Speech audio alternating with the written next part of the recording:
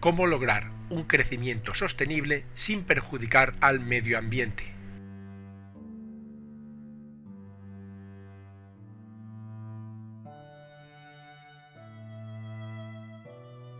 Pero antes empezaremos dando unas nociones básicas a tener en cuenta. El crecimiento económico actual plantea dos grandes problemas: el uso abusivo de los recursos naturales y la contaminación del medio ambiente. Esta contaminación puede ser de muy diversas formas: atmosférica, acuática o hídrica, terrestre, acústica, lumínica, etc. Y si enumeramos los efectos colaterales de la contaminación, estos serían los siguientes: el cambio climático, la deforestación, la destrucción de biodiversidad, la reducción de la capa de ozono, la lluvia ácida, el calentamiento global y la acidificación de los océanos. ¿Y cuáles son los agentes contaminantes? Pues son varios. Por ejemplo, el vertido de residuos sólidos urbanos, agentes químicos de todo tipo, las energías no renovables, la radiación ionizante o los gases contaminantes. Todos ellos son provocados por el ser humano. Evidentemente, estos agentes contaminantes provocan toda una serie de efectos, que los vamos a enumerar a continuación. El primero sería el efecto invernadero, porque el aumento de esta cantidad de gases que retienen el calor hace que la temperatura de la Tierra aumente. Eso sí, dejan pasar la luz. Al hacer más calor, aumentaría el nivel del mar, al deshelarse el Ártico y los glaciares. Recordemos que la mayor parte de la población vive cerca del mar. También provocaría un aumento de fenómenos atmosféricos extremos como huracanes, tifones o tornados. Estos suelen ser provocados por cambios bruscos de temperatura. El clima se alteraría, aumentando las sequías, tanto en duración como en cantidad, e incluso aumentando también las inundaciones y las lluvias torrenciales. La cantidad de agua dulce disminuiría en todo el planeta y se agotarían las aguas subterráneas e incluso se acidificarían los ríos y los lagos. Y por último habría una menor cantidad de biodiversidad tanto en animales como en plantas y se extinguiría gran parte de la fauna y de la flora. Para evitar esto se han llegado a una serie de acuerdos. El primero fue en 1972 en la Conferencia de las Naciones Unidas en Estocolmo. Allí se recalcó la necesidad de proteger al medio ambiente para futuras generaciones. Posteriormente, una comisión de las Naciones Unidas acuñó el término de desarrollo sostenible, con el objetivo de proteger a las generaciones venideras. Y este término se recogió en la Cumbre sobre la Tierra en Río de Janeiro, que se celebró en 1992. Pero el primer objetivo concreto se desarrolló en Kioto en 1997. La misión era reducir los gases de efecto invernadero, es decir, los responsables del calentamiento global. Ya en Bali, en la cumbre del 2007, se desarrolló un calendario para reducir estos gases, con un intento de compromiso de todos los participantes, pero fue imposible. Ya en París se rectificó esta teoría y se dejó al lado a los países emergentes como China o India, para reducir dichos gases contaminantes. A continuación vamos a enumerar toda una serie de agentes que provocan el cambio climático de nuestro planeta. El primero sería la lluvia ácida, que la generan las fábricas, los medios de transporte y la calefacción. Estos gases emitidos a la atmósfera se mezclan con el vapor de agua y son transportados por los vientos, cayendo en forma de lluvia a cientos y cientos de kilómetros. Y sus consecuencias serían las siguientes: se destruye la flora de la zona, afecta también a los animales, contamina las aguas y, como no, provoca enfermedades respiratorias en el ser humano. Otro agente contaminador serían los escapes radiactivos, que los generan los núcleos de algunos elementos químicos produciendo radiaciones. Hay que decir que existe radiación natural y también artificial. La artificial afecta al suelo, al aire y al agua. Y si es en el aire, los vientos la llevarían a miles de kilómetros, pero si es en el agua, las corrientes marinas también la transportarían. Las consecuencias son devastadoras. La contaminación permanece durante miles de años, no se puede habitar esa zona. afecta también la contaminación tanto a plantas como a animales e incluso surgen mutaciones genéticas de todo tipo. Otro agente sería la emisión de gases de invernadero, como el vapor de agua, el dióxido de carbono, el metano, el óxido de nitrógeno y el ozono. Estos gases lo que hacen es estabilizar la temperatura y por ello son necesarios, porque si no existiesen, la temperatura promedio de la superficie terrestre sería de unos menos 18 grados centígrados, en lugar de la media actual de 15. Pero un exceso de gases provocaría el efecto invernadero, haría que la temperatura subiese y el planeta se podría volver incluso inhabitable. El siguiente agente contaminante serían los gases supresores de la capa de ozono, más conocidos como CFC. Lo que hacen estos gases es reducir el ozono de la atmósfera provocando el agujero de ozono en los polos terrestres. Antiguamente se usaban como gases en neveras y aerosoles, pero desde el Protocolo de Montreal en 1987 están prohibidos. Por eso se prevé que la capa de ozono se recupere sobre el 2050. Y por último vamos a enumerar también las principales actividades humanas responsables del cambio climático. Empezamos con la deforestación.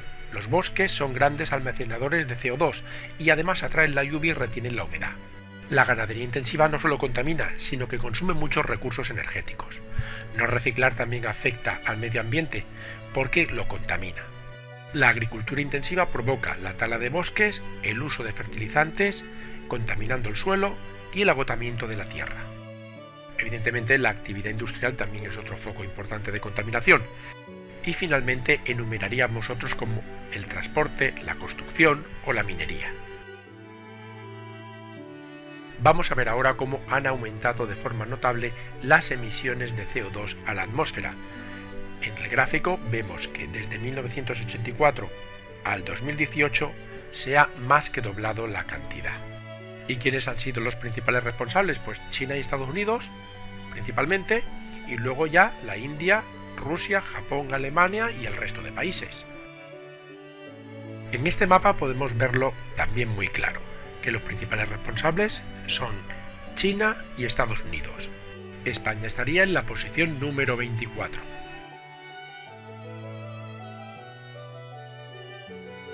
Y es precisamente las emisiones de CO2 las que hacen subir las temperaturas. Vamos a corroborar esta afirmación con los siguientes 4 gráficos. El primero son los cambios históricos de temperatura por países y por continentes desde 1880 hasta el 2019. En la parte superior podemos ver el incremento y en los círculos centrales el año, los continentes, el incremento de temperatura en grados centígrados y los países en concreto. Y podemos apreciar claramente cómo, sobre todo a partir de los años 80, es cuando se notan más los aumentos de temperatura.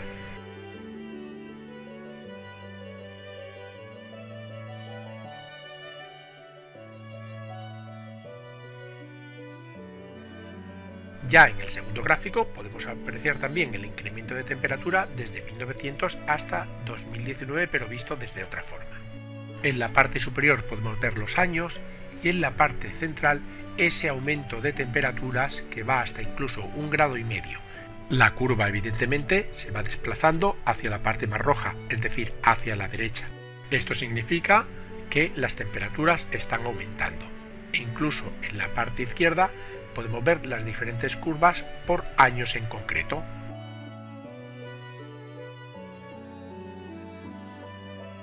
El tercer gráfico va aún más lejos.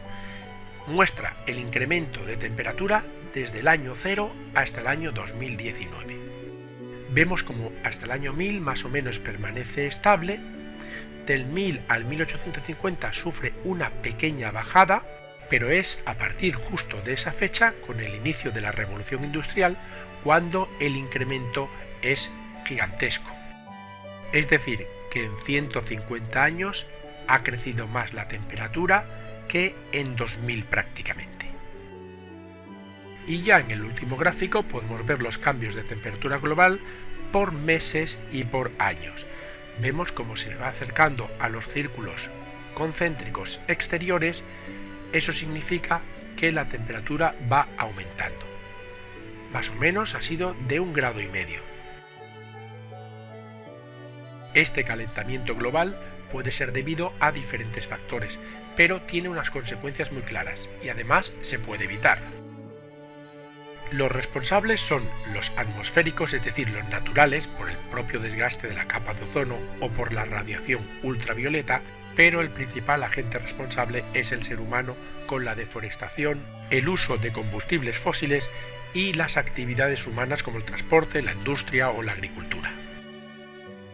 Todo esto provoca un aumento de gases de efecto invernadero en la atmósfera, que serían el vapor de agua, el dióxido de carbono, el metano, el óxido de nitrógeno, el ozono o los CFC. ¿Y qué consecuencias tiene todo esto? Pues la primera es el deshielo del Ártico y de los glaciares, provocando una subida del nivel del mar. Normalmente, siempre en primavera y en verano se produce un deshielo en el Ártico, pero estos cada vez son más extensos y cuando se vuelve a congelar en invierno, las capas suelen ser más finas. Las consecuencias serían pues un aumento del nivel del mar, como hemos dicho, migración de la fauna local que no está acostumbrada a estas temperaturas tan altas y un derrumbe del frágil ecosistema ártico.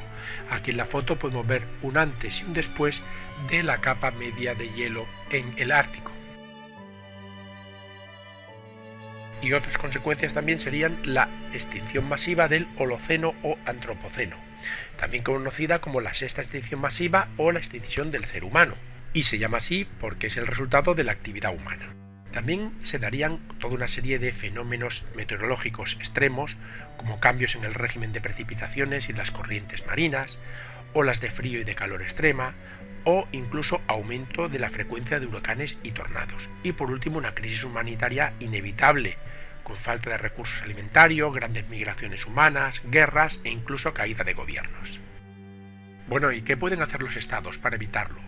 Pues lo siguiente: primero, disminuir y depurar los humos industriales, reforestar y realizar campañas antiincendios efectivas, incentivar las energías limpias frente a las no renovables o fósiles, incentivar el transporte público, endurecer las leyes anticontaminantes, realizar medidas de prevención efectivas, depurar las aguas residuales, hacer una política eficaz de gestión de residuos y poner mayores impuestos a las empresas que contaminen más.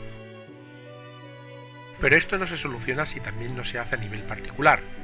Todos deberíamos tomar conciencia y utilizar el transporte público, reciclar la basura, reparar en vez de tirar y comprar, cultivar si se pudiese nuestros propios alimentos ecológicos, comprar aparatos que consuman poca energía, no comprar productos envasados con plástico, ahorrar energía en nuestro domicilio, no desperdiciar el agua y respetar en definitiva el medio ambiente.